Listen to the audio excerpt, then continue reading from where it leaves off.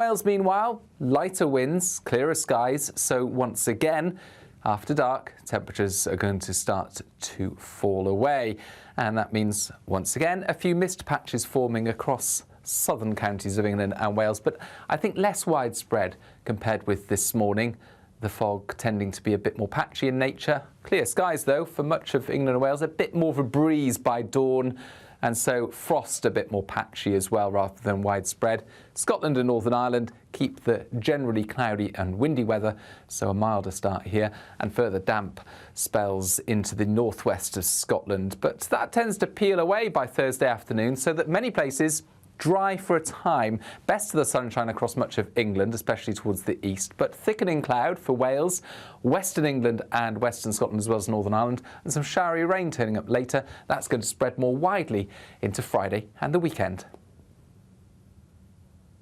Expect a warm front, moving from the kitchen right through to the rest of the house. Boxed Boilers, sponsors of weather on GB News. It's the final week to see how you could be one of 2 big winners in our latest giveaway, as we have 2 prize bundles that have to be won. There's 2 lots of a totally tax-free £10,000 in cash. You'll also receive a brand new iPhone 16, along with £500 in shopping vouchers to spend at your favourite store. Hurry, lines close on the 7th of March. For another chance to win, text cash to 63232. One entry costs £2 plus 1 standard network rate message, or text bonus to 63232. 5 entries cost £5 plus 1 standard network rate message. Go to gbnews.com/win. Entries start from just £2. Call 0903 681 3232. Calls cost £2 plus your network access charge, or post your name and number to GB11 PO Box 8690 Derby DE1 9TT. UK only. Entrants must be 18 or over. Lines close at 6 p.m. on the 7th of March. Please check the closing time if listening or watching on demand. Good luck. Mornings don't have to be tiresome, especially if you have the right company. Wake up to news as it happens, opinion and debate, and of course, a little bit of entertainment too. Because when the kettle's on, we're on. That's Breakfast on GB News, a show worth waking up for. Every morning from 6 a.m. Only on the People's Channel, Britain's news channel. We'll spread the news, you spread the word. Join me, Camilla Tominey, for a frank and honest discussion with those in power that cuts through the spin and gets to the heart of the issues shaping our nation. You haven't confirmed that you want to stand as leader, but you haven't ruled it out either. This report basically says that he's not fit to stand trial. Is he indecisive? Incompetent? I deliver the dose of reality Westminster needs. That's the Camilla Tominey Show at 9:30 every Sunday on GB News, the People's Channel, Britain's news channel. Join me, Nana Akwe, for an informative, interactive news programme with a difference. It's fun. No, he didn't say that, Dave.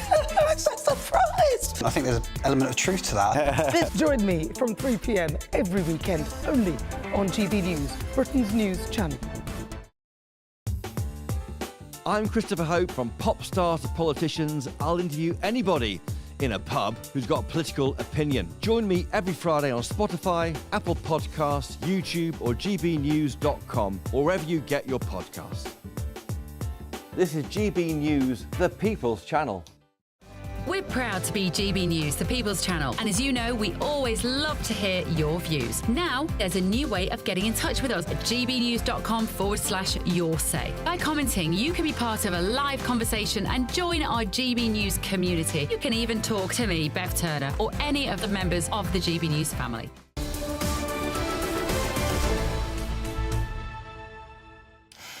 Well, we're building up to Prime Minister's questions. I think it's going to be dominated by Ukraine. Gloria was saying she thought Kemi Badenoch should go on domestic issues because that is what will count at the next general election. I think Gloria's right about this. I mean, look, Gloria was an MP. She knows exactly what she's talking about and about what that bear pit is like. And Kemi was at the Farmers' Pancake Day protest yesterday. Finally. Yeah. Got herself there. She needs to make much more, I think you're right, of domestic issues today to remind Keir Starmer, when he's glad handing it on the global stage, that this country matters too. Yeah, the energy cap has been lifted. Remember, we were told that if you voted Labour, we were going to get a £300 a year cut in our energy bills. Well, that's not happened. Food end prices gone up, the highest increase for a year. Winter fuel allowance, you saw in the papers today, the days are running out now to apply to get your, what is the pension credit? Oh, credit, yeah. People are still struggling with the 450 questions they have to ask. This is all good material for the Leader of the Opposition, but I suspect she'll be tempted to be drawn into the international affairs. I think you're right. And frankly, do people care what the Leader of the Opposition thinks about this? She hasn't got a role. No, I think you're right. I think she will get. I think she will get drawn into more of what role he's playing. And can you guarantee that we will protect this country? I think she's just going to not be tapped into the mood of the nation. Yeah, and also she, you could sense with Mark Francois his frustration, in unwillingness to criticise JD Vance. Who Nigel Farage, who likes JD Vance, to criticise him for what he said, the tactless, disrespectful way he belittled Britain's military contribution, both in the 2 Iraq wars and the Afghan war, in which 636 British servicemen and women died.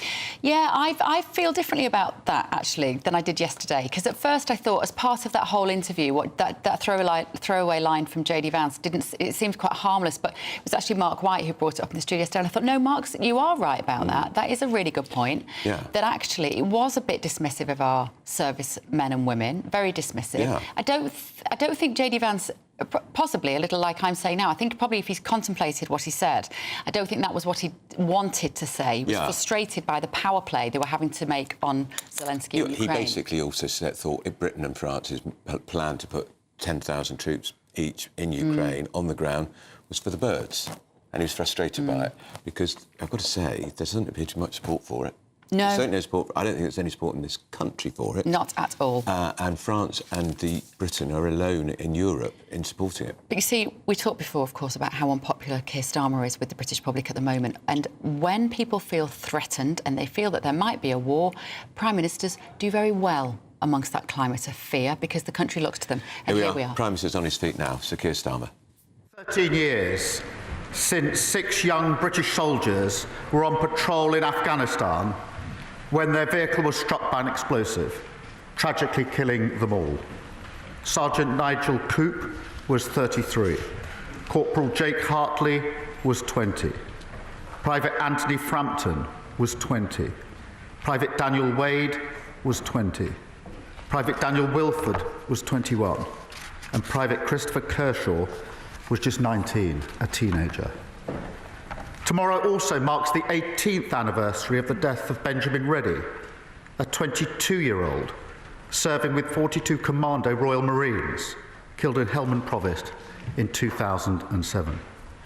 These men fought and died for their country, our country. And across the wars in Afghanistan and Iraq, 642 individuals died fighting for Britain alongside our allies. Many more were wounded. We will never forget their bravery and their sacrifice. And I know the whole House will join in me in remembering them and all those who serve our country. Mr. Speaker, this morning I had meetings with ministerial colleagues and others. In addition to my duties in this House, I shall have further such meetings later today. Thank you. Mr. Speaker, the Prime Minister has rightly made growth his key mission. But can he outline for my constituents in Southampton Test how our employment rights bill will not only deliver improvements for them, but also put more money in their pockets as part of our plan? Well, I thank my honourable friend. She's doing a fantastic job for her constituents. The Employment Rights Bill is the biggest upgrade to workers' rights in a generation. Benefit more than 10 million workers in every corner of the country. It will tackle low pay, poor conditions and poor job security that hold our country back. It is pro-worker, pro-business and pro-growth. We now come to the Leader of the Opposition, Kemi Bernal. Thank you, Mr. Speaker. Divisions between Ukraine and the US only serve Vladimir Putin. President Zelensky is right to try and rebuild his relationship with President Trump. He is keeping a cool head under very difficult circumstances. And I was glad to see President Trump receive his letter positively. What is the Prime Minister doing to help rebuild their relationship after a challenging week? Minister. Well, she's absolutely right that we need to do everything we can to ensure that the US, Europe and Ukraine are working together on lasting peace. And I'm doing everything I can to play my part in that, in regular contact with all of the key players at the moment, including talking to President Zelensky yesterday afternoon. Mr. Speaker, I thank the Prime Minister for that answer. All of us in this House know that the British Armed Forces are a huge source of pride to our country. They put themselves in harm's way to defend our values. As the opposition, we support efforts to resolve this conflict, but we cannot write a blank cheque. If British peacekeeping troops in Ukraine were attacked, whether directly or via proxies, we could be drawn into conflict with Russia. Can the Prime Minister reassure all those who are concerned about the UK being drawn into war? Minister. Yes, that's the last thing anybody wants to see. And the whole point of ensuring that there's a lasting peace and that any deal, if there's a deal, is defended, is to avoid conflict, to ensure that we do have peace. The way to ensure we have peace is to ensure there are guarantees for any deal that is in place, because the surest risk that there will be conflict is if Putin thinks that he can breach any deal that may be arrived at. The Prime Minister is quite right, and we on this side of the House agree with him. The objective for his visit to Washington was to get that US security guarantee for Ukraine, and I commend his efforts in this very difficult task. But nonetheless, on Monday, the United States withdrew military aid for Ukraine. Can he update the House on the steps he is taking to persuade America that it is also in their national interest to provide a security guarantee? Prime Minister. I'm pleased to inform the House that on Thursday of last week we did discuss security guarantees. The President made absolutely clear his commitment to Article 5 of NATO, absolutely clear that he would have our backs because of the relationship between our parties, and agreed that our teams would sit down together to talk through security guarantees. I've spoken to him, I think, 3 times since then on the telephone, because it is vitally important that we work with the US, with Europe and Ukraine and make sure that if there is a deal, it has proper security guarantees in place. Mr. Speaker, I know the Prime Minister is not able to comment on specific intelligence matters, and I'm certainly not asking him to do that. However, there are concerning reports that the United States has instructed Britain to suspend intelligence sharing with Ukraine, and other reports that Five Eyes itself may be at risk. We need to make sure America does not disengage. There are some in this House who argue Europe should go it alone. But does he agree with me that without this country's greatest ally, any peace agreement would place a terrible burden on Britain and our taxpayers? Prime Minister. Well, I do agree with her wholeheartedly, and that's why in the debate we had just 2 days ago, I've always been clear that we need to ensure that the US, the UK, Europe and Ukraine are working together, but we must not choose between the US and Europe. We never have historically, and we're not going to do so now. Thank you, Mr. Speaker. I thank the Prime Minister for his comments on that. He will know that it is not just the security situation that worries people. They are also concerned about trade wars and the economic impact of tariffs, like those levelled on Canada and Mexico yesterday. The best way to avoid America putting tariffs on Britain is to reach agreement on a US trade deal. Following the Prime Minister's trip to Washington, have talks on a UK-US trade deal begun? Prime Minister. Well, I was pleased in the meeting I had last week that we did discuss an economic deal and agreed that our teams would indeed sit down rapidly to talk through an economic deal, and that is what they're doing, because, as she rightly says, that is far better than getting drawn into conflict in relation to tariffs. Thank you, Mr. Speaker. I'm glad the Prime Minister has confirmed that those talks have started. People across our country are worried. They're worried about national security. They're worried about whether we can equip our military fast enough. They are worried about whether we will deploy troops in Ukraine and whether we will be able to keep the peace. They are also worried about our economic security. Can we afford all this? The world is changing fast, and we need an entirely new approach to our economy and our energy security. The budget last year halted growth with higher taxes and higher borrowing. Yesterday, farmers were protesting in Whitehall again. People are hurting. Will he now change course so we can have the economic security we know we need for our national security? Prime Minister. We were doing so well.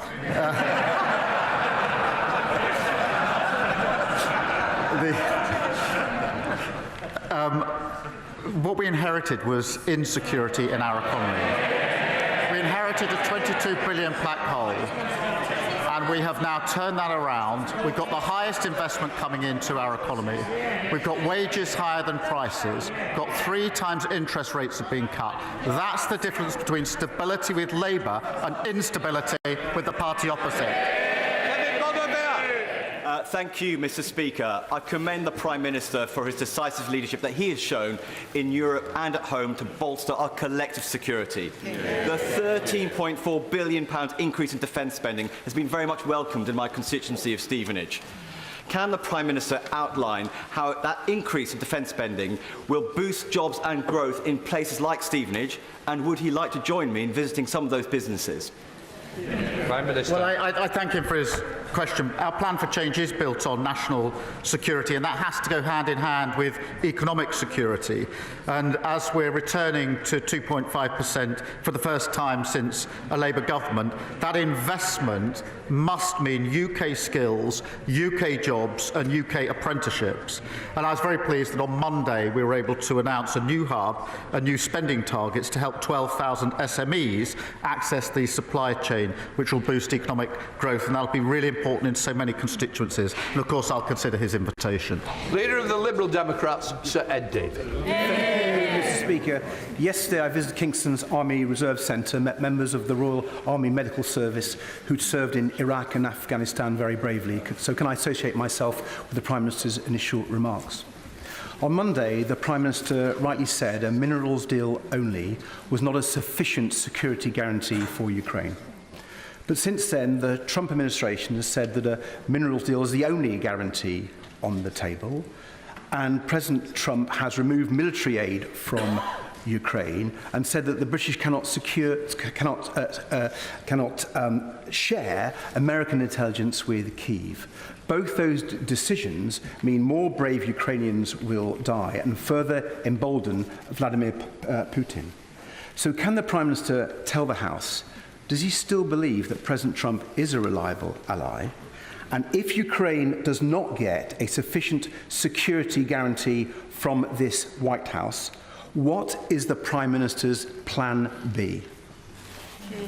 Prime Minister. Well, Mr. Speaker, look, we work very closely with the United States on defence, on security and on intelligence. We have done for many, many years. We're intertwined, and of course they're a reliable ally. We are operating on that basis day in, day out across the world, as he knows. In relation to the situation as it develops, obviously our main focus, our only focus, is on a lasting peace in Ukraine. There are many moving parts, there are many discussions to be had, but what I'm doing is staying focused on what I think is the single most important outcome, which is a lasting peace in Ukraine, which is good for Ukraine, for Europe, and of course essential for the United Kingdom. Sir Ed Davey. The Prime Minister knows we all support him in that effort. But can I take him back to President Trump's reliability? 4 British women have accused Andrew Tate of rape and human trafficking, and British police have issued arrest warrants. The Tates have tried to escape justice, first to Romania, now to the United States, but I'm delighted that Florida has thankfully opened a criminal investigation. But does the Prime Minister agree that people who are wanted by British police of such appalling crimes should stand trial in our country? And given his assessment that President Trump really is a reliable ally, will his government request an urgent extradition of the Tate brothers? Prime Minister. This is a live issue, as he'll appreciate, and therefore I'll tread carefully. But the principle is absolutely clear. Justice must be done in all cases, including in this case. But I won't go into the details because this is a live case, as he knows. Steve Race. Thank you, Mr. Speaker. I'm supporting many parents in Exeter who are struggling to get the support they need for their children within the SEND system run by Devon County Council. One parent told me that their child was excelling, but after undergoing major surgery, she needed additional support to get back into a mainstream school setting. That hasn't been possible due to the disarray of the SEND system in Devon, and this child is now missing out. I welcome the new money going to the system. Can the Prime Minister provide an update on government work that will also reform the SEND system to make sure every child in Exeter has the best start in life? Prime Minister. Well, thank him for raising this familiar topic. We inherited a SEND system that failed to meet the needs of children and families, and that's why we're investing £1 billion in SEND alongside £740 million for councils to improve inclusivity and expertise in mainstream schools and to make sure special schools can cater for children with the most complex needs. We're working closely with partners in Devon to deliver an accelerated progress plan and have deployed SEND advisors to offer support to the local authority. Liz Saville-Roberts. By cozying up to Putin, Trump is making Europe less safe. We all recognise the need for Europe to adapt. Germany is changing its fiscal rules to boost investment in defence and infrastructure, creating a €500 billion fund to strengthen its future. Will the Prime Minister please consider a similar approach, focusing on strategic investment rather than imposing further hardship on the poorest through cuts to welfare and cuts to international aid? Well, Mr. Speaker, as she knows, I think it's very important if we're to increase defence spending, which we are, to have that fully costed, fully funded, and to put that plan before the House, which is what I did last week. But she talks about fiscal rules, she talks about funding. I have to say, it was highly regrettable that Plaid voted against £1.6 billion to fund public services in Wales. She needs to explain how that helps her constituents and the people of Wales. Thank you, Mr. Speaker. This year marks 40 years since the Swan Report exposed systemic racism and discrimination in the education system. And regrettably, none of those recommendations were implemented. One of the most damning injustices in that report was the misclassification of mainly black children as educationally subnormal, as identified in Steve McKean's BBC documentary. And given the historic nature of this and the impact it had on so many, will the Prime Minister consider a public inquiry to provide justice and recompense for those who have been affected? Prime Minister. Well, I thank her for raising this really important issue. All children, young people, must be treated fairly, and there's no place for hate or prejudice in our education system. I'll make sure she gets a meeting with the relevant minister to discuss this further. Chris Law. Thank you, Mr. Speaker. This week, President Trump has ended military aid to Ukraine, reportedly banned the UK sharing US intelligence with Ukraine, and is now seeking to lift sanctions with Russia to appease Vladimir Putin, a murderous, lying dictator. Regrettably, it's clear for now the US can no longer be relied upon for security and peace in Europe.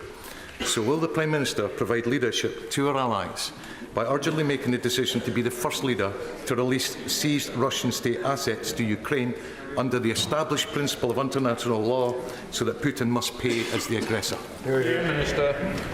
Mr. Speaker, on the question of assets, obviously we're using the profits, the interest on the assets, to help fund Ukraine, and we are looking with others at whether it's possible to go further, and obviously I'll update the House if that's possible. But I have to say, at a time when defence and security in Europe, in the UK, needs to be ramped up for all the reasons that he readily understands, for the SNP to maintain its position that it wants to get rid of the single most effective deterrent that we have, the nuclear deterrent, really has to be explained in its historical context. Paul Davies.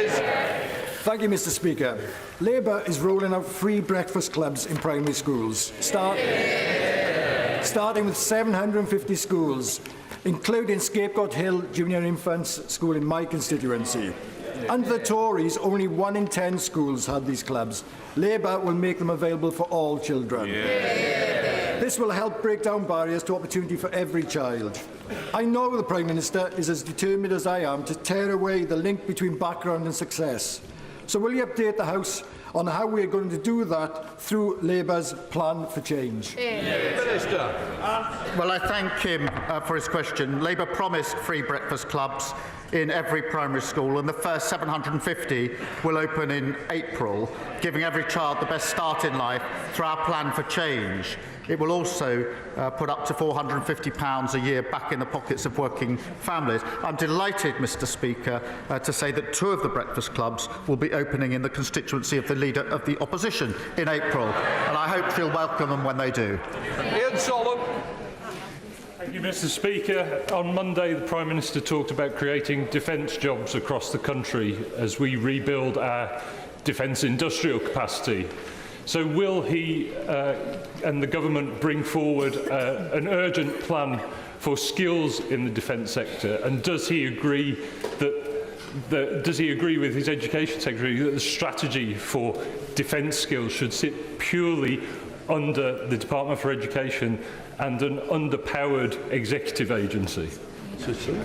Prime Minister. Well, I thank him for raising this because it is a duty to increase our spending on defence and security, but it also does provide an opportunity for jobs across the country, and that's good jobs, well-paid jobs, skilled jobs, as he rightly identifies, but also jobs with a real sense of pride, and we are working on that. Emma Lulberg. Thank you very much, Mr. Speaker. My lovely granddad, John Henry Richardson, passed away in 1998 from work-related asbestos exposure. Today in South Shields we have one of the highest death rates from this silent killer in the United Kingdom. Will the Prime Minister please look at introducing a national digital register so we know where this asbestos is and commit to a phased removal of it from public buildings? Prime Minister. Well, I'm sure I speak for the whole House when I say I'm very sorry to hear what happened to her grandfather. These are just awful cases, and the deaths are terrible. I've no doubt he was a wonderful man. He would have been, no doubt, very proud to have seen her in her place today. And I'll make sure that she gets a meeting with the relevant minister. Sir Oliver Dundon. Thank you, Mr. Speaker. St Hilda's Girls' School looks set to join Emmanuel Jewish Prep as the second school in Bushey alone forced to close because of Labour's VAT hike. This is a double hit to aspiration. First, the parents, many of whom not wealthy, who have described the significant sacrifices they have made to send their children to these schools. And secondly, to the excellent local state schools, including the one that I attended, which simply do not have the places, meaning this policy won't even save money. So may I therefore urge the Prime Minister, even at this late stage, to look again at the failures in this policy. I don't doubt the aspirations of all parents in relation to their children. But I mean all parents. What we've been able to do is to make sure we release the funding to ensure that our state secondary schools have the teachers they need. And there's no point the party opposite pretending that they're interested in state education when they left them without the teaching they needed. Thank you, Mr. Speaker.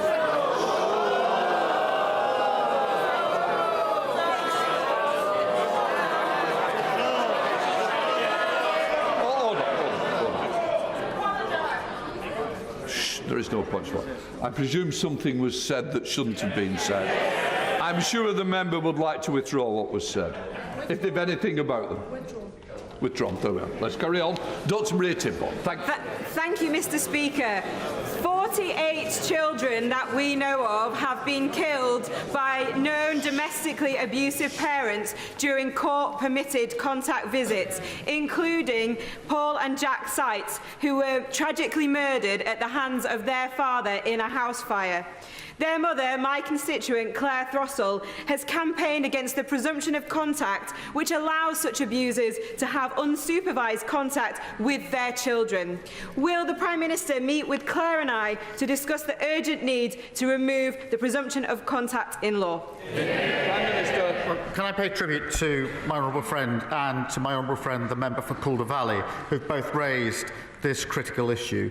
And can I particularly pay tribute to Claire? Her courage and strength is outstanding. Mr. Speaker, family courts must never be used as a tool that domestic abusers can use to continue their appalling abuse. And we're expanding a number of pathfinder courts to protect the welfare of children and reviewing the presumption of involvement that she raises. Richard Ford.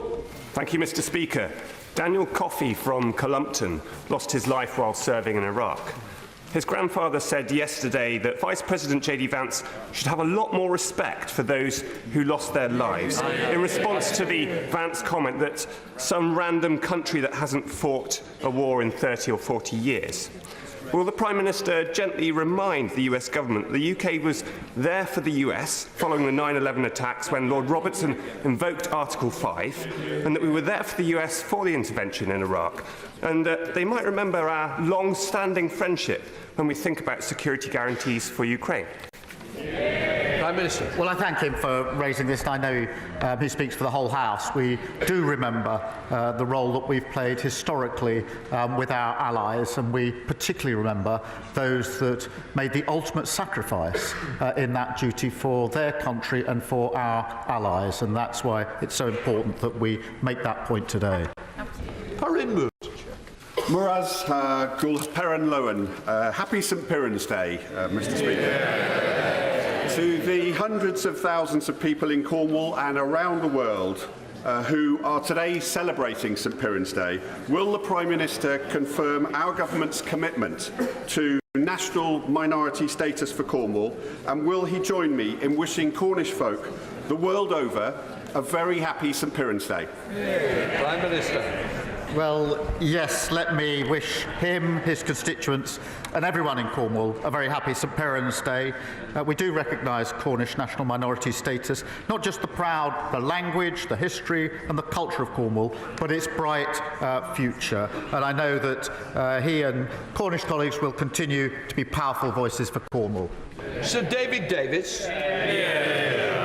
4 weeks ago, the Northern Ireland coroner accused British soldiers of unlawful killing after they engaged with IRA would-be murderers. After careful reading, as far as I can see, this judgment was based on no evidence whatsoever.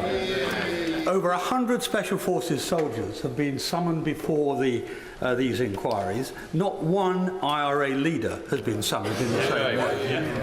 Soldiers that serve our country with honour, heroism and skill are being punished in their declining years for doing nothing but carrying out their patriotic duty and facing enormous risks.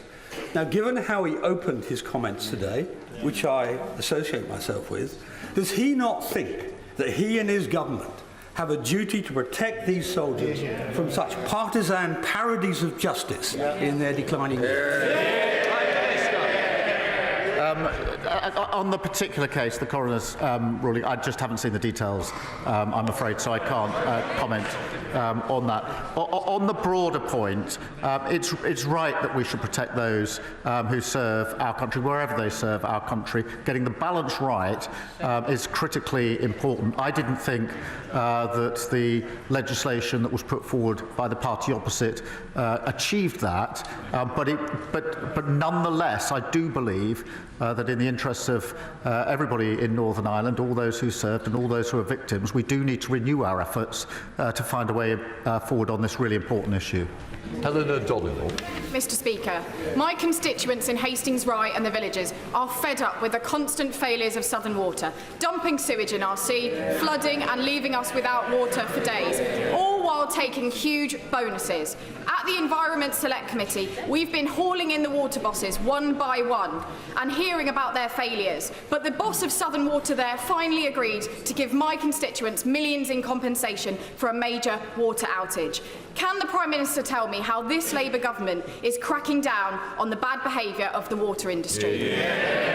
And I applaud her for her dedicated work on the Environment Committee and obviously in her constituency. Last week, our Water Act became law, which gives new powers to ban the payment of bonuses for polluting water bosses and bringing criminal charges against lawbreakers. We are determined, Mr. Speaker, to fix our broken water system after years of companies pumping sewage into our waterways and infrastructure not keeping pace with demand. Thank you, Mr. Speaker. I pay tribute to the Prime Minister for his efforts to bring Europe together and ensure we can work to restore peace in Ukraine.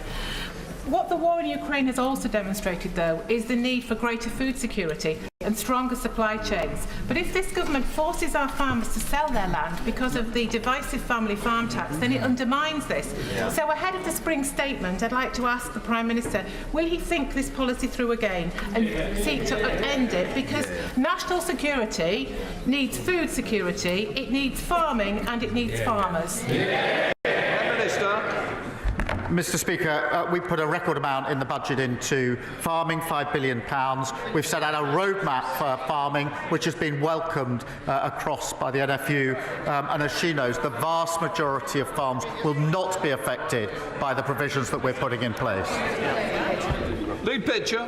Thank you, Mr. Speaker. For months, my constituents in Doncaster East and Isle of Axholme have been telling me how fed up they are with not being able to get an appointment because of the 8 a.m. scramble.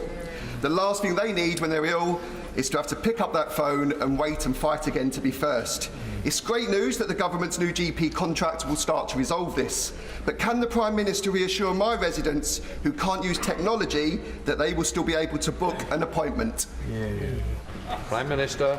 Well, I thank him for this. Last week, for the first time in 4 years, the BMA agreed the GP contract with the government worth an extra £889 million. Patients will be able to request appointments online from October, but I can absolutely reassure my honourable friend and others that this will free up the phones for those who need them most and help end the 8 a.m. scramble. Rosie Duffy. Thank you, Mr. Speaker. Under his Labour government, does the Prime Minister believe the UK's estimated 3 million millionaires should contribute more to our vital national security? Or is it just the world's poorest by no longer benefiting from our international aid programmes, or the shameful almost 6 million children living in poverty in this country who should be paying for it? What happened to the wealth tax, Prime Minister? Prime Minister. Well, I think all should and all do make a contribution at this vital time. Mike Tapp. Thank you, Mr. Speaker. These are delicate moments for the country, and the Prime Minister has led with British values, moral courage, decency, as a true statesman, and with skilled and careful diplomacy. Elected politicians in this House, Mr. Speaker, must appreciate that everything we say could impact that diplomacy. Does the Prime Minister agree that a united House could help us achieve that lasting peace? Well, let me broaden out his words to the whole House, because I do think that it's hugely to the credit of this House that it is speaking loudly in a united way with one voice in the face of Russian aggression. And that is why we must have lasting peace based on the sovereignty and security of Ukraine. But it certainly helps to all of those observing across the world to see this House speaking powerfully with one voice, united across these benches, and I'm very pleased that we're able to continue in that way. Seamus Logan. Thank you, Mr. Speaker. The Scottish fishing industry, by volume and value, is the biggest in these islands. And within my constituency, the port towns of Peterhead and Fraserburgh represent a very large share of that industry in terms of the land it catch and its processing. Now, I'm sure the Prime Minister enjoys the occasional fish supper. So does he agree that their interests and their future must be secured and enhanced as his government pursues economic growth and resets its relationship with the European Union, especially through the forthcoming trade and cooperation agreement negotiations, so that the jobs of the people who work in this sector can never be made expendable for the sake of some other interest. Prime Minister. Well, thank you for raising this, and do recognise the huge and historic importance of the fishing industry in his constituency and others. I'm determined to make the sector more secure, sustainable and economically successful. We've already secured over 720,000 tonnes of fishing quota for the year, worth up to £920 million, including agreements with the EU and with Norway. We also want to tackle problems about labour shortages that he will be familiar with. I'm pleased that his constituents in Peterhead will benefit from £20 million under our plan for neighbourhood, but absolutely do everything we can in relation to this issue. Thank you, Mr. Speaker. Medway Maritime Hospital in my constituency of Gillingham and Raynham has today received a very concerning CQC report following an inspection of the emergency department in February last year. Testimonies include patients having to wait up to 50 hours to be seen, and others being told to soil themselves because there were staff that were not available to take them to the bathroom. Will the Prime Minister please outline what this government will urgently do to tackle the crisis in our NHS after 14 years of absolute Tory mismanagement? Prime Minister. Well, thank her for raising this case. Her constituents deserve the highest standard of care. The party opposite left the NHS in an absolutely dire state. We're investing £26 billion, and our reform plan will cut waiting lists. And I'm really pleased, Mr. Speaker, to say that waiting lists are down, and we've delivered over 2 million extra appointments to get the NHS back on its feet. Final question, Richard Holden. Thank you very much. A marriage between first cousins carries significant health issues, many of which aren't even knowable until post-birth. When practiced generation after generation, there is a significant multiplier effect. In addition, the real impacts for the openness of our society and women's rights in our country are also significant. After all, there are significant dynamics in sharing a same set of grandparents. On Friday, this government has a choice to let my bill go through to ban first cousin marriage to committee stage. Will the Prime Minister think again before instructing his whips to block this legislation? Prime Minister. Mr. Speaker, we've taken our position on that bill. Thank you. That completes Prime Minister's questions.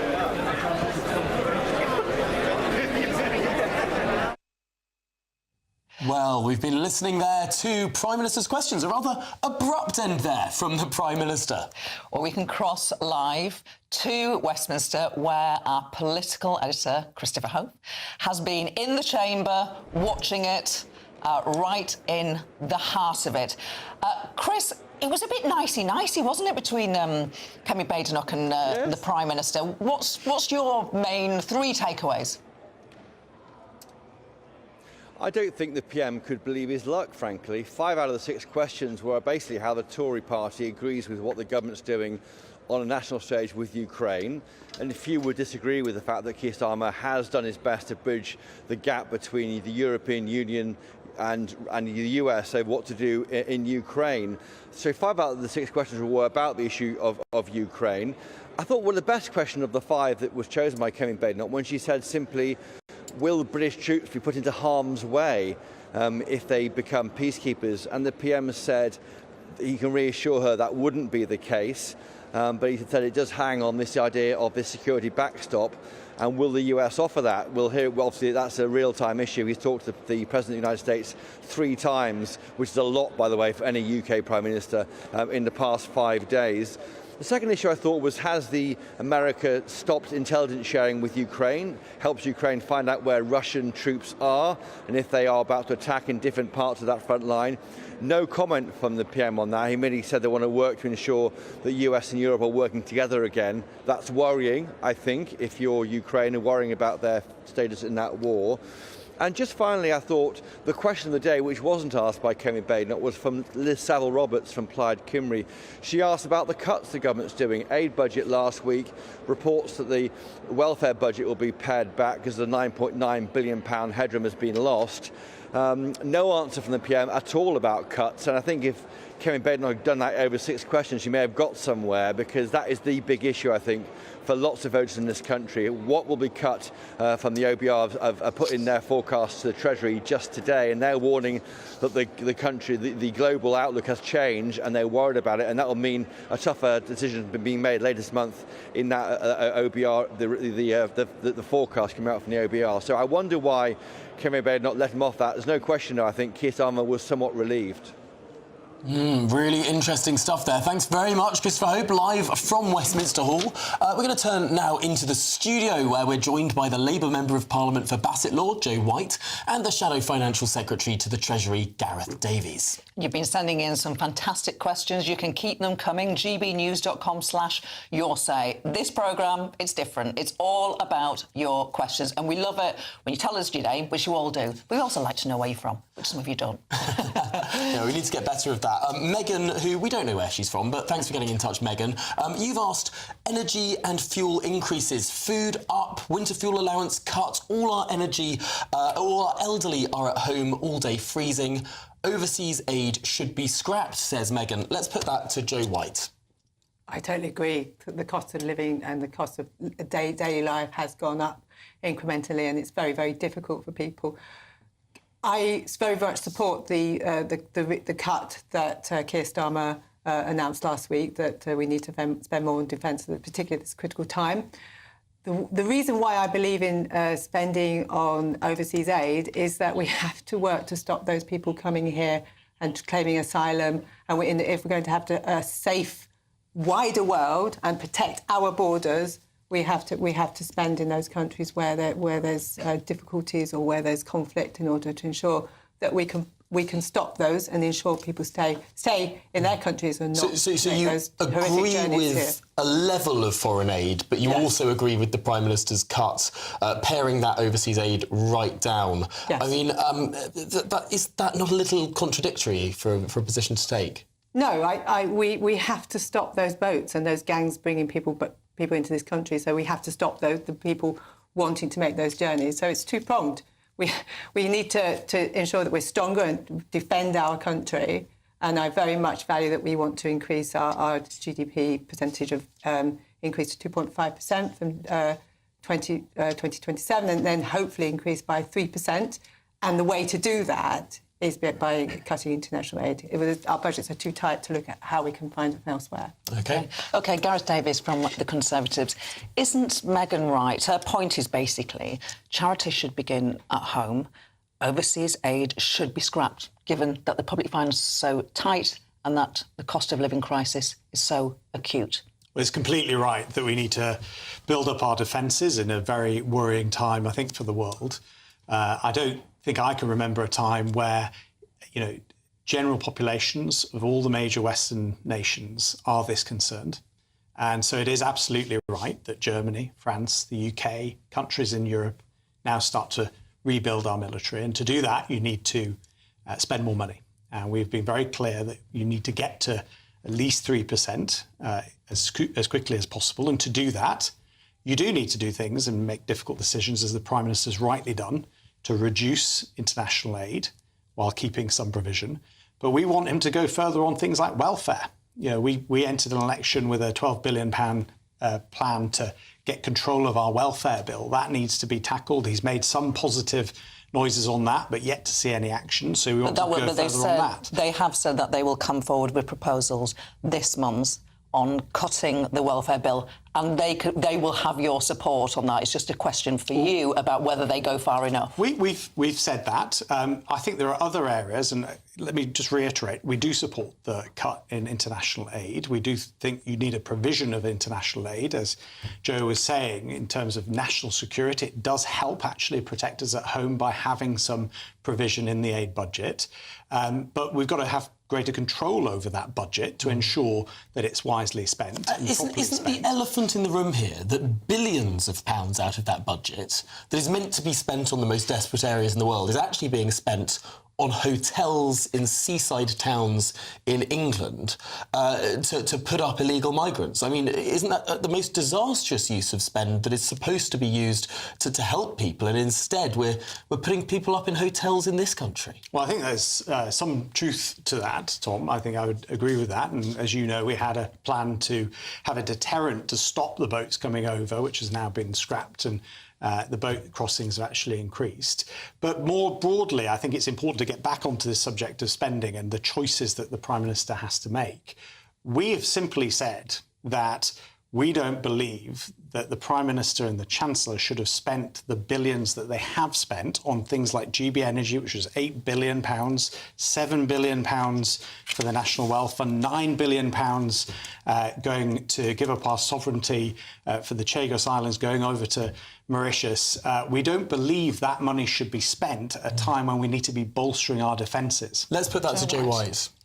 Well, this is our economic plan. We have to rebuild our economy. Investing in GB Energy actually creates far more jobs, and we have to be secure in our energy production. So that's the fundamental tenet. Jürgen Meyer, the boss of GB Energy, was on the media a few weeks ago saying that he didn't think it was going to create many jobs, GB Energy. We were thinking on a decades-long time frame for jobs, and the number would be in the hundreds or low thousands. I mean, that's a fairly poor return for £8 or £9 billion. I'd say very different. You know, for example, in my area, we're investing in fusion. That's immediately, it will take time, but that will be 10,000 new jobs, 7,000 in the construction of the power station. It's about ensuring that local businesses, the SMEs, turn their production lines around to meet our ambitions, and it's British jobs that are created as a consequence of that. We also heard about the Chagos Islands, of course. Yes. It's very hard to see how we're getting a return for the billions of pounds that we are likely to commit in order to give away islands. I mean, how does that make any sense at all? So I was reassured when President Trump last week said that he potentially felt it was a good deal. Of course he says that. It's not his money. No, but it secures our world security for the future. It's about working in partnership with the US. It ensures that we have an air base that protects our future, and that's so essential. But we don't have to give away the islands. This world is not a safe place at this precise moment in time, and I want to ensure we have strong partnership, not just in Europe, but with our American allies as well. We're going to take a little pause now, but lots more questions. Bruce, you're definitely going to get called because you've told us where you're from. Bruce from Reading. You will be next after the break, and of course, the questions will be put to our panel. See you in a minute. Hello, very good day to you. Here's your GB News weather from the Met Office. Whilst there will be a good deal of dry, sunny weather for many of us, it's not the case everywhere. Across parts of the northwest, we do have a frontal system pushing its way in, and here it's going to be pretty cloudy. There will be some rain, which could be a little bit heavy at times, and also some blustery winds. But like I say, elsewhere, a good deal of sunshine on offer, particularly across much of England and Wales. There is some fog around through this morning, but most of that's clearing away as we head towards lunchtime, and so then in the afternoon, lots of sunny skies. Perhaps even some glimmers of sunshine across parts of eastern Scotland, maybe eastern Northern Ireland too. Temperatures where we get the sunshine are rising a few degrees above average for the time of year. We're looking at highs of around 15 or 16 Celsius towards the south. But further north, it is going to be a bit cooler under the cloud, and with the blustery winds and the rain also feeling a bit more unpleasant too. And we're sticking with that theme as we go through this evening. So further rain, which could be a bit heavy across parts of western, northwestern Scotland too. Also a bit of wet weather across the far northwest of Northern Ireland, a bit drier towards the southeast. But for much of England and Wales, sticking with the dry, clear weather as we go towards the end of the day. And so then we are going to have a largely dry, clear night across much of England and Wales as well. Staying cloudy though across Scotland and parts of Northern Ireland, particularly towards the northwest. Further wet and windy weather here as well. With the cloud, the rain and the blustery weather, temperatures not dropping too much in the north, so another mild night here. Further south, not as chilly as it has been through some recent nights. Most places holding up a few degrees above freezing, but there could be a touch of frost in prone spots, even a few pockets of fog or freezing fog perhaps. But these will clear, and then again a decent amount of sunshine on offer for much of England and Wales through the start of tomorrow, but a greater chance of seeing some outbreaks of rain coming in from the southwest as we go later on. Temperatures though in the east even higher than today. We could see highs around 17 or 18. Bye-bye. The latest GB News travel. Good morning, I'm Russell Holding. In South Lanarkshire, the A702 is partly blocked by an accident between Lamington and Coulter, causing delays. In Dumfries and Galloway, the A75 is closed each way between Eastriggs and Gretna after a lorry caught fire. In Tyrone, the A45 is closed each way at New Mills after an accident last night. Trains have been stopped between Nottingham and Derby because of an incident. The M54 in Shropshire is partly blocked westbound between junctions 5 and 6 near Telford. In Hertfordshire, the A414 is partly blocked eastbound by an accident between junction 8 of the M1 at Hemel Hempstead and the Park Street roundabout at St Albans, causing queues. On the M25 in Surrey, there's a lane closed anti-clockwise where someone's broken down between junctions 10 and 9 from the A3 to Leatherhead. And in Kent, the A256 is partly blocked northbound where a lorry overturned between the Thizers roundabout at Sandwich and Ramsgate, causing queues. And that's the latest. You can stay up to date throughout the day by visiting our website gbnews.com.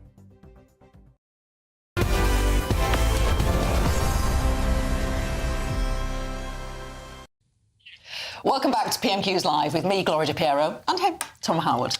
Indeed, we're still joined in the studio by the Labour Member of Parliament for Bassett Law, Joe White, and the Shadow Financial Secretary to the Treasury, Gareth Davies. You've been sending in some fantastic questions before the break. I promised Bruce from Reading would be up next. I'm going to put this to Labour's Joe White. With the UK economy in tatters and many of our own people suffering, how can the Prime Minister justify giving billions to Ukraine? First of all, it's about our future security. Putin is on the march. His sights are not just set on Ukraine. He potentially wants to build his economic and muscular power, and he has the potential to invade other countries. And we have to stand together with our NATO partners in order to protect the whole of the world. And I think it's about world peace. I really do. It's that serious. But we have to look at it. We're investing in 5,000 missiles for Ukraine. That is actually creating 600 jobs in Belfast.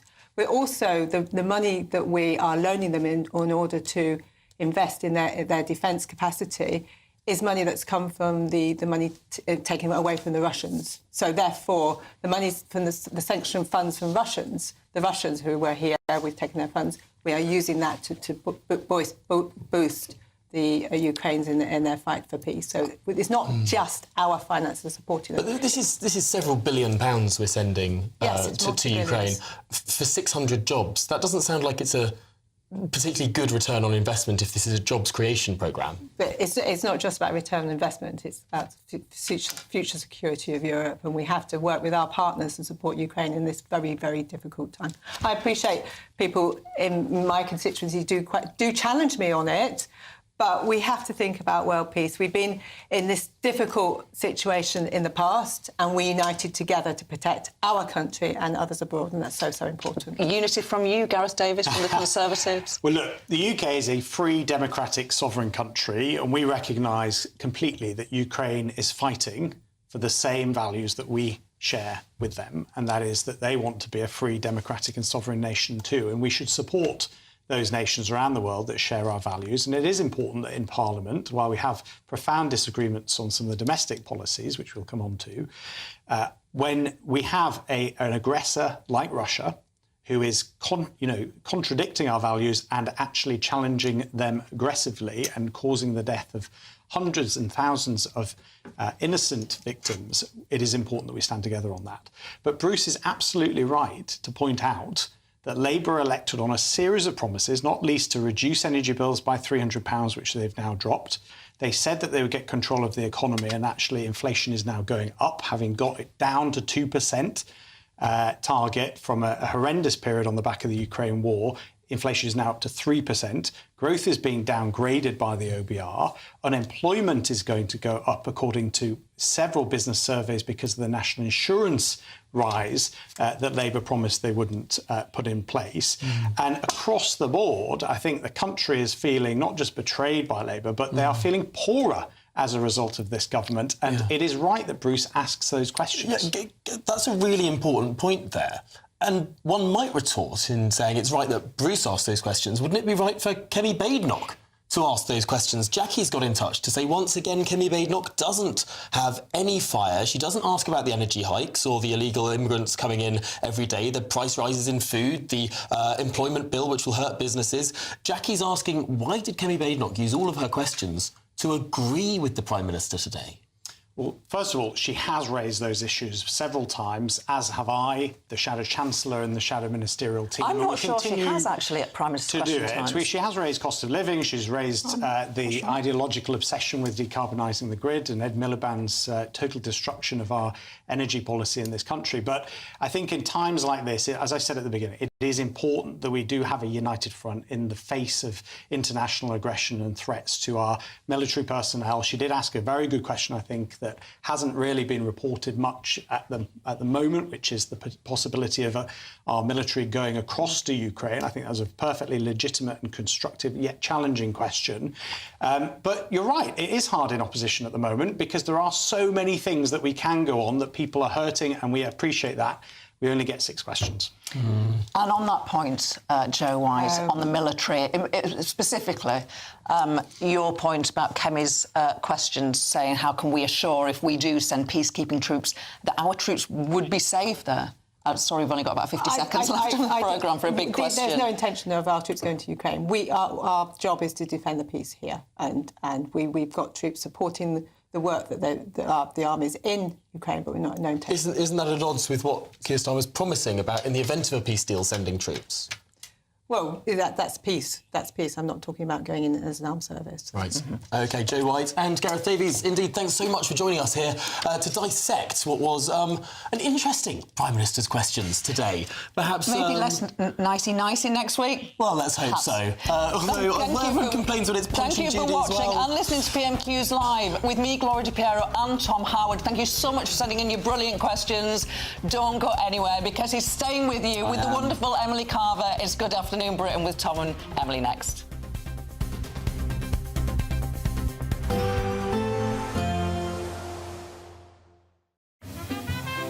Heavy showers first thing will be followed by a warm, cosy day.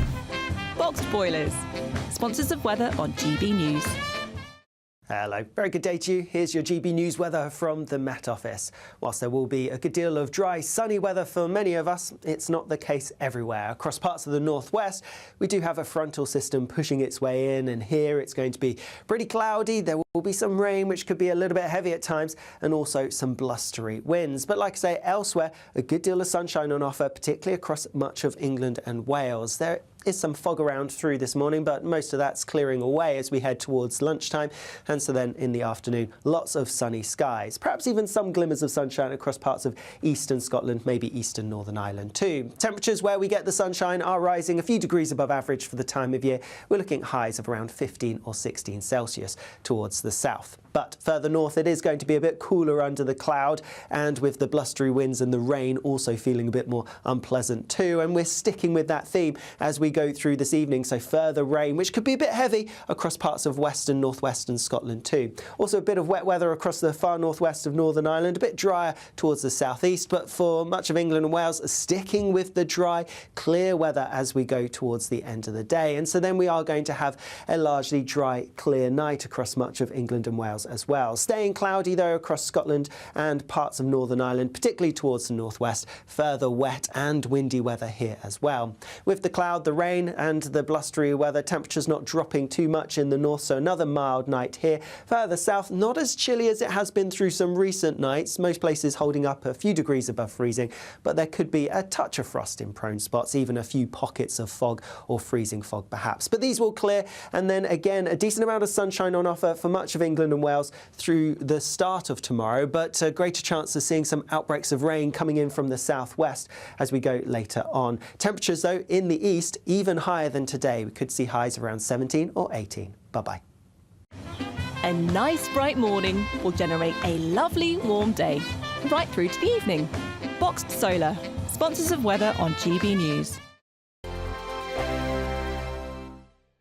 It's the final week to see how you could be one of 2 big winners in our latest giveaway, as we have 2 prize bundles that have to be won. There's 2 lots of a totally tax-free £10,000 in cash. You'll also receive a brand new iPhone 16, along with £500 in shopping vouchers to spend at your favourite store. Hurry, lines close on the 7th of March. For another chance to win, text cash to 63232. One entry costs £2 plus 1 standard network rate message, or text bonus to 63232. 5 entries cost £5 plus 1 standard network rate message. Go to gbnews.com/win. Entries start from just £2. Call 0903 681 3232. Calls cost £2 plus your network access charge, or post your name and number to GB11 PO Box 8690 Derby DE1 9TT. UK only. Entrants must be 18 or over. Lines close at 6 p.m. on the 7th of March. Please check the closing time if listening or watching on demand. Good luck. Britain's Newsroom. Weekday mornings from 9:30. So many people I know this applies to. We are terrified of driving in that because you're literally getting blinded now. What's going on here? You are. I'm going to be a little bit contentious, though, and say that bright headlights have actually come about in order to make roads safer.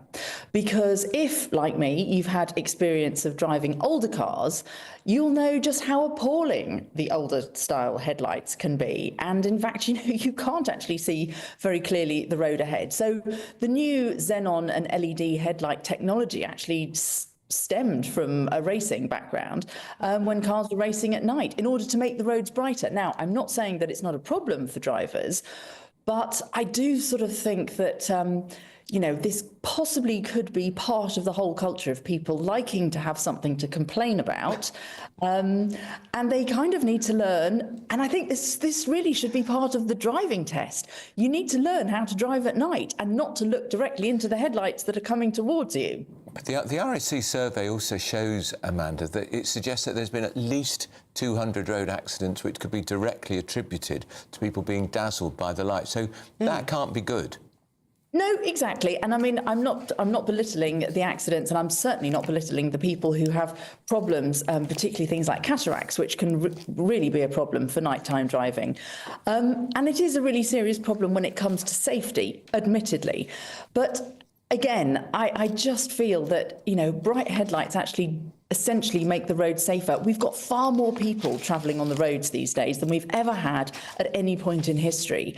And so by virtue of the fact, we are going to see these numbers rising because, of course, there are going to be more people who are going to be dazzled by the headlights. The People's Channel.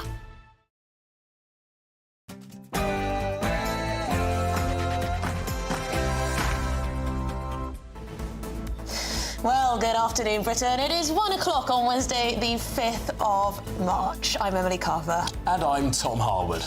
Well, we've got a lot coming up on the show. Will our troops be put in harm's way? Sir Keir Starmer insists sending troops to Ukraine would deter further Russian aggression in the event of a peace deal. Are you convinced? And just how close are we to peace? I received an important letter from President Zelensky of Ukraine. The letter reads, Ukraine is ready to come to the negotiating table as soon as possible. Well, peace may be further down the pipeline, but for the immediate time, we've got military aid to Ukraine that has been frozen, and now US officials confirming that they've stopped intelligence sharing with Ukraine as well. In a veiled swipe at JD Vance, Sir Keir Starmer vows Britain will never forget the bravery of British soldiers who fought and died in Iraq and Afghanistan. Yes, and did you notice it's the first day of Lent today? Yes, millions around the world start 40 days of reflection and sacrifice. But while our government remembers other religions' holidays, they get to mention the staple of the Christian calendar. Are Christians being forgotten in this country?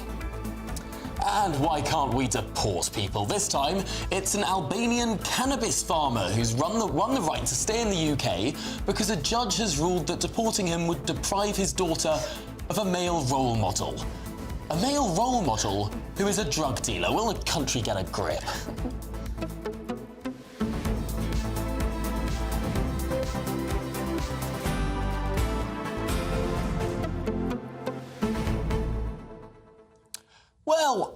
It's not right to say Happy Lent, is it? What do we say about Lent? It's Well, Lent. we just mark it. We mark it. Yeah. Following the celebration yesterday, hope you all enjoyed your pancakes, by the way. But there does seem to be a lot of concern at the moment that while politicians are very happy to celebrate Ramadan and other religious holidays, Christians don't seem to be getting a look in like they once did. The royal family, for example, made sure that they tweeted about Ramadan, but they're yet to tweet, as far as I can see, about Lent or indeed about Shrove Tuesday yesterday. No, it's strange, isn't it? We haven't seen the Prime Minister talk about this. I mean, he hosted a reception, or he at least spoke at a reception in Westminster Hall about Ramadan. He talked about St Piran's Day today for the Cornish, but we haven't heard him talk about Shrove Tuesday or Ash Wednesday, which does seem a little bit strange, as at least we're still nominally a Christian country. Yeah, you had Windsor Castle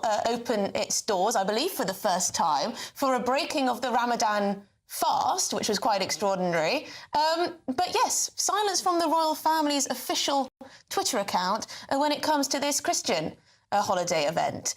So it's all rather bizarre. We've got a couple of guests on this throughout the show because it is something that keeps reoccurring. Why the silence? And of course, it's lovely to celebrate Ramadan and Diwali and everything else. I mean, it is absolutely right and proper to celebrate all the different faiths in this country. It just seems that, are we doing that at the expense of, you know, the faith that was here first? Yeah, and yesterday, the Church of England, social media, they sort of forgot about Shrove Tuesday and were tweeting about net zero.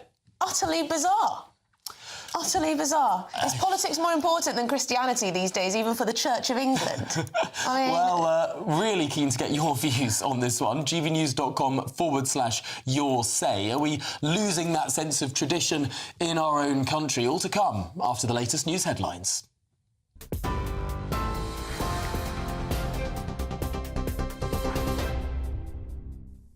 Good afternoon. It's just gone 1 o'clock. These are your headlines. Sir Keir Starmer has faced Kemi Badenoch in his first Prime Minister's questions since his meeting with President Trump in Washington and his Ukraine summit in London. The leader of the opposition pressured the Prime Minister on Ukraine and his relationship with the US President.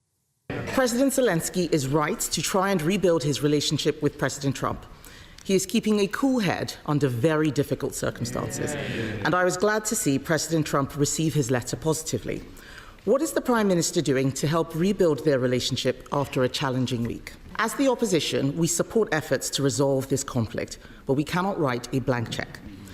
If British peacekeeping troops in Ukraine were attacked, whether directly or via proxies, we could be drawn into conflict with Russia. Can the Prime Minister reassure all those who are concerned about the UK being drawn into war? Meanwhile, Sir Keir Starmer responded by assuring he is in regular contact with key players and wants to ensure peace. We need to do everything we can to ensure that the US, Europe and Ukraine are working together on lasting peace.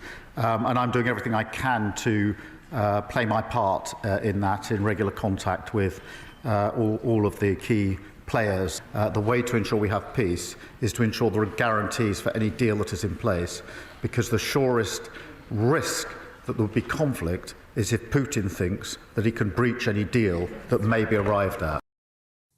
Meanwhile, the United States has cut off intelligence sharing with Kyiv. The CIA's director has now confirmed. It comes after President Donald Trump gave an address to Congress overnight, saying he's just getting started. America is back. He went on to confirm that the Ukrainian president is willing to sign a deal with the US on minerals. Earlier today, I received an important letter from President Zelensky of Ukraine. The letter reads, Ukraine is ready to come to the negotiating table as soon as possible to bring lasting peace closer. Nobody wants peace more than the Ukrainians, he said. My team and I stand ready to work under President Trump's strong leadership to get a peace that lasts. I appreciate that he sent this letter, just got it a little while ago. Simultaneously, we've had serious discussions with Russia and have received strong signals that they are ready for peace. It comes as Defence Secretary John Healey will travel to Washington this week in an effort to bridge the transatlantic gap on Ukraine's peace plan. Meanwhile, the Mail Online are reporting that the United States has banned Britain from sharing intelligence from Washington with Ukraine. It's also reported the president is planning to relinquish leadership of NATO, instead urging Britain and France to take more responsibility. GB News can reveal that more than 1,300 migrants have crossed the English Channel illegally over the past 5 days. The surge in migrant arrivals follows a break in the storms that have gripped the English Channel for most of the last 2 weeks. At least 180 migrants have made it to the UK waters again today, while 326 arrived in 6 small boats yesterday. Now, 2 men who groomed and raped girls in Rotherham who were described as vulnerable in the extreme have been jailed at Sheffield Crown Court today. Romilard Stefan Houflet and Absalom Seguyi have been handed prison sentences of 20 years and 18.5 years, respectively. Several £billion in spending cuts, including from the welfare budget, are reportedly expected in the Chancellor's spring statement later this month. The Treasury will put the proposed cuts to the government's official forecaster today amid concerns that Rachel Reeves's financial buffer has been wiped out. It's understood sources said the world has changed since the Chancellor's budget last October, when the OBR indicated she had £9.9 billion available to spend. In other news, most young women are scared of men their age, according to a new poll, with fears so-called toxic masculinity is to blame. Research by the Centre for Social Justice found that nearly 2/3 of women aged 18 to 24 are living in fear of their male peers. The survey found that 62% of young women believe most young men are pretty frightened